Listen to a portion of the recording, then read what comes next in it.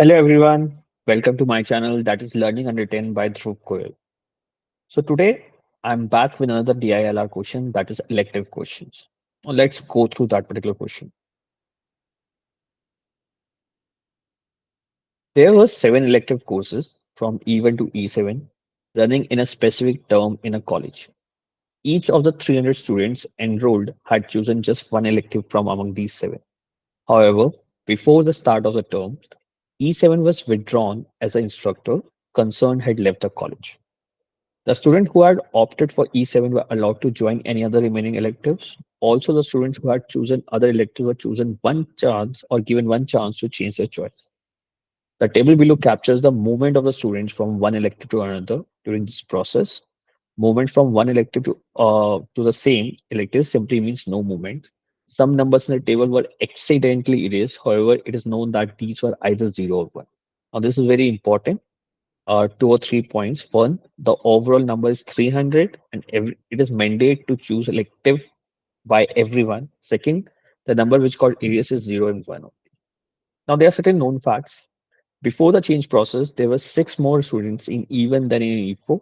But after the reshuffle, the number of students in E4 was 3 more than that of E1. The number of students in E2 increased by 30 after change process.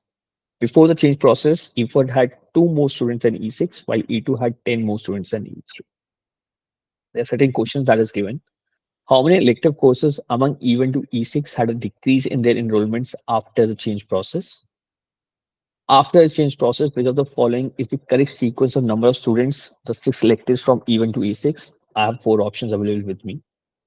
After the change process, which course among E1 to E6 had the largest change in its enrollment as a percentage of its original enrollment? Later, the college enforced a condition that if after a change of electives, the enrollment in any of the elective dropped to less than 20 students, all the students who had left that course would be required to re-enroll for that elective.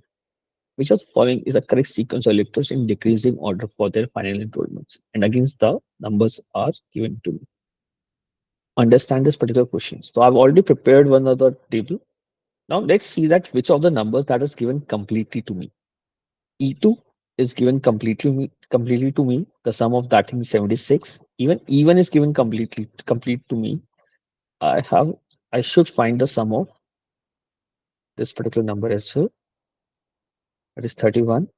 And E7 is given complete to me. So we can find the sum of this particular number as well. That is 101. We know that 300 is the total sum. So we can keep it 300. Now let's try to understand these known facts that are given to me.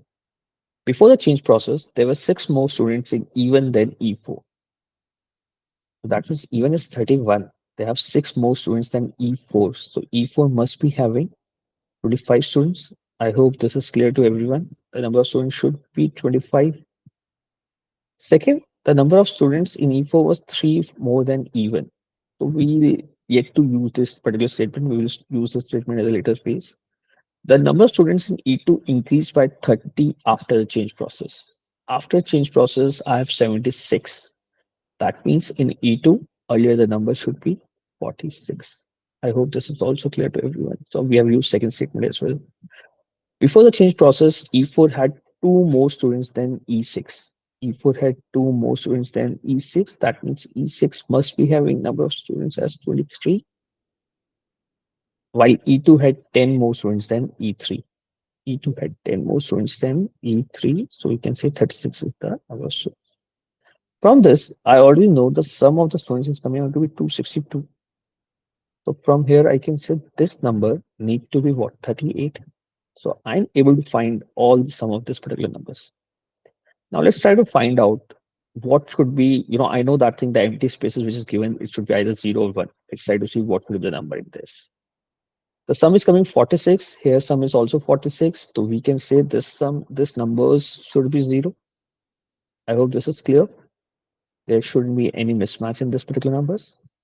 Similarly, if we talk about this particular number, the sum is coming out to be 35. The sum is here 36. Either you have 1 here or here. So we can put either 0 or 1. If 0 is there, then either 1 or 0. I hope this is also clear. We will going to solve it at a later space, later time. Sorry, my bad. Similarly, here you have what two options again. The sum is summing out to be 23, and here the sum is 25. Then it should mandatory to be 1 only. The value becomes 1. I just put 1 and 1 here. There are a lot of empty spaces which are left. 35 is there. I have 4 spaces and 3 numbers. We will use it at later time.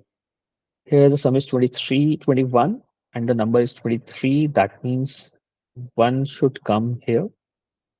This is also quite clear to us. One should come here, one should come here. This 23 and the later number is given to me. Now, let's try to use the other statement that we have left. That is the first statement. Number of students in E4 was 3 more than E1. Now, if I calculate the sum of E1, it's coming out to 17. And I have only one space that is left. So the sum could be either 17 or 18. It could be either 0 or 1. So sum can be 17 or 18. And it is also given that E4 has 3 more than E1. If I check the sum of E4, it is already 21. I can't go beyond that thing. So the sum here should be 21. That means this value should be 0 and even this value should be 0.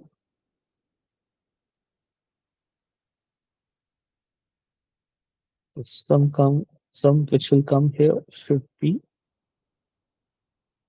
21. I hope this is also clear to everyone. If this is 21, then this sum should need to be 18. Here the sum is 17. That means this value need to be 1. I hope this is also clear. That means the sum will come as what? 18. So I'm done here as well. Correct? If it is 0, then this should be 1 because this is also quite logical. Now I can find the sum of this particular number, which is coming out to be 45. Just put this sum here. It should be 45. I'm left with this particular statement. The sum is coming 36. I have 2 spaces left. That means this should be what? 1 and 1. This also clear. That means we can find sum of this particular number as well. This will come out to be 61. And this value should be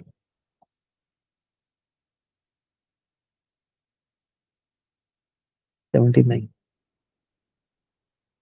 So we have solved the complete table. The sum is coming out to be 300. That means this should be our final answer. Now let's come to the questions. The first question saying how many elective courses among E1 to E6 had a decrease in their enrollment and change process. E1 has 31 earlier. Now it becomes 18. That means E1 should be one of the thing which got reduced. Earlier it was 46. Then it becomes 76. This shouldn't be our part of the question. 36 to 79. Again, the increase is there. 25 to 21. So E4 has reduced. E4 could be the number. 38 to 45, it has increased. 23 to 61, it has increased. So my answer should be 2 option. I hope that is clear to everyone. Second, after the change process, which of the following is the correct sequence of number of students in the 6 electives from E1 to E6? We have 18, 76, 79, 21, 45, 61. That means my answer should be 4th option. I hope this is also clear to everyone. After the change process, which course among E1 to E6 had the largest change in its enrollment as a percentage of its original one? So if I see here, I have options. When I talk about even, even is 18, 18 to 31. So we can calculate this thing. The new one, 18 divided by 31 gives me a percentage of 58%. That means there's a change of 42%. So the second option is E2. E2 was 46 earlier, then it becomes 76. There will be 30 change. So I would say change is quite high here as well. It coming out to be 65%. E3. E3 was 36 earlier, then it becomes 79. It's more than double change that is happening. So we can calculate that part as well. 79 by 36 comes out to be over 9%. That means 119% change that has happened. And last but not the least, E6. E6 was 23 earlier. Now it is 61. Again, more than 200%, but it is like, again, it's near to 300%. 165% is what value. That means highest change is happening at E6. My answer should be E6 here. Last but not the least, later the college imposed a condition that if after the change of electives, the enrollment in any of the elective other than E7 dropped to less than 20, all the students who have left the course would be required to re-enroll in that particular elective. What was the correct sequence in the decreasing order? Now, the only one elective which has having less than 20, that is 18. That means whoever who have changed from E1 to other courses need to come in that particular course again. So what I'm doing, I'm trying to put this sum here. It is E2 is 5. I'm just changing to E2 is 0. I'm putting E2 as 5 here. E3 is 10. Again, I'm putting E3 as 0. I'm putting E3 as 12 here. E4 is 1. I'm putting E4 is 0. E4 is 2 here. E5 is 4. I'm putting 0 here. And I'm adding 4 here. That becomes 5. E6, E2, I'm putting 0 here. Putting E6 as 3. Now this number becomes 40, 71. All the numbers have been changed. If we see the decreasing order, the first should be E2. I have three options with E2. E3 69. Again, two options with E3 is 69. And last is to be E6. That my answer should be the first option. So that is easy question. You would be able to solve this particular question in around 6 to 7 minutes. That should be an ideal time to solve this particular question. I hope this is clear to all of you. If you have still any queries, you can mail me at queries@truequal.in. I would say the practice hard and have a good day. Thank you.